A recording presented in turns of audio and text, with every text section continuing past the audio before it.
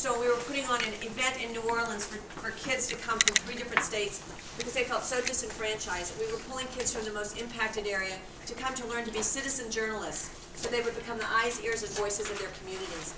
And I knew that there were about 40 kids coming, that we were going to also have about 40 adults watching what the 40 kids were doing. It was really quite interesting. And I knew very often kids arrive at an event or a conference and someone says, "What are you doing here?" and what do they end up saying?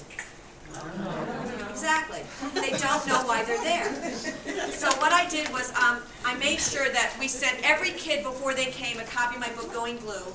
And on page 100 and something, there's a section called Create Your Elevator Pitch.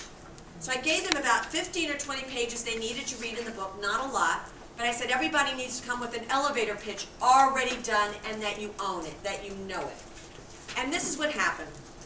The first group that came was the youngest group that came, a group of 6th graders from Gulf Shores, Alabama, very impacted by the oil spill. They were so young and they looked so cute, and they were at a conference, I'm sure the very first experience like that. And they were settling down at their table, and this very tall woman came up to this one little girl. I found out later she was a former ambassador, so it was kind of like, oh my God, you know. She walked up to the little girl and she said, "Hi, so what are you doing here?" And you know what could have happened, right? The little girl had long hair. She kind of flipped her hair and she looked at her. She said, "I live in Gulf Shores, Alabama. Did you know that we were in..." And she starts rattling off statistics about the wage changes in Gulf Shores because of this, and about her own family was impacted. She says, "I'm here to find out how we can be more advocates and become the citizen journalists to let people know what's really going on in Gulf Shores. What are you doing?" You know,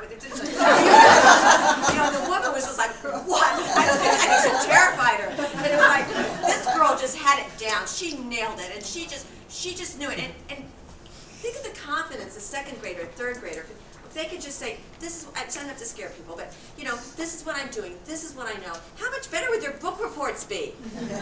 Any presentation. Knowing how to do an elevator, and they go home to their parents who work at Fortune 500 companies and say, "I learned elevator pitching today." They go, "You got to be kidding me." It's something they can really use, right? So what service learning does, I hope you see, through these kind of processes, and you don't have to do all of them at once, but this is a way to help you know what they are. It builds this ability for kids to have transferable skills they can use in a variety and myriad of ways. So they become the social advocates and spokespeople we need if we're going to really deal with these issues. And their ideas can carry us forward.